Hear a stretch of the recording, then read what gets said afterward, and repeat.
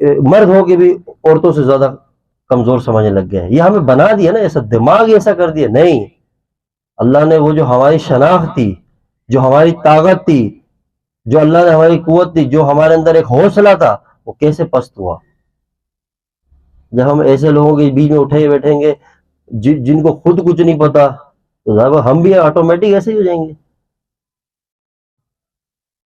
آؤ درویشوں کے پاس بیٹھو، فقیروں کے پاس بیٹھو، اللہ والوں کے پاس آ کے بیٹھو، تمہیں زندگی جینے کا اور زندگی گزارنے کا سلیقہ بتائیں گے انشاءاللہ. کسی قلندر کی صحبت میں بیٹھو نا، پتہ چلے گا. کسی کہتے نا مرد مومن کی نگاہوں میں آؤ، وہ پھر تمہارے دل کو پکڑ کے، ہاتھ کو پکڑ کے دیکھو کیسا کھڑا کرتا ہے.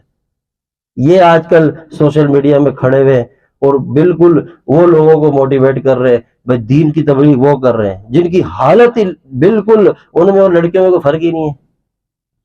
ایسی ان کی شکلیں، ان کے اسٹائل سے پتہ چلتا ہے یہ کیا، ایک کیمرے کے آگے آگے بیٹھ گئے سارے ایسے لڑکے لڑکے ایک ساتھ بیٹھے سامنے اور دین کی بات کر رہے. ان کو کیا پتا دین کیا چیز ہے.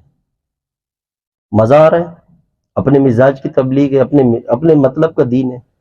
یہ تو نفس کے مطابق ہے نا کہ بھائی سارے ایک کمبائن بیٹھے آپس میں جڑ کے بیٹھے ہیں، دین سیکھ رہے ہیں، کوئی سختی نہیں، کوئی پوچھنا نہیں، صرف باتیں ہی باتوں پہ دین چل رہا. نہیں، اپنی تاریخ کو پڑھیں.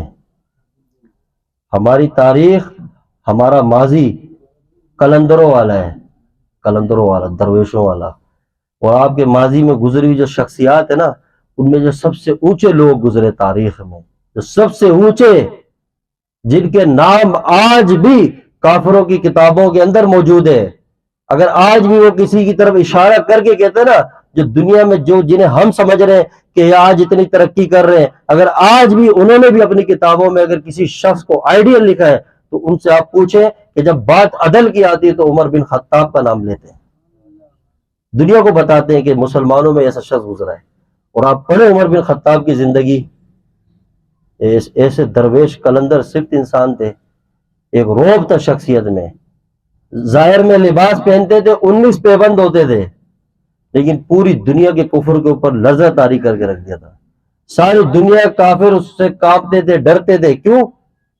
ایک انسان میں ایسی طاقت کیا آ جاتی ہے، ایسی کیا پاور آ جاتی ہے کہ ہوتا اکیلا ہے لیکن پوری دنیا پہ اس کا رعب اور دبدبہ ہوتا ہے، پوری دنیا میں اس کا ایک نام ہوتا ہے، اس کے ایمان کی طاقت پوری دنیا پہ چھائی ہوئی ہوتی ہے. آخر ایسی کیا ہے؟ ایک انسان ہے، کیونکہ اس نے زندگی ویسی بنائی جیسے خالق نے چاہی. قرآن میں اللہ فرماتے ہیں کہ تم کامل مومن بنو، تمہیں کافروں کے دل میں تمہارا رعب بٹھا دوں گا. کیا بٹھا دوں گا؟ رعب بٹھا دوں گا، خوف بٹھا دوں گا.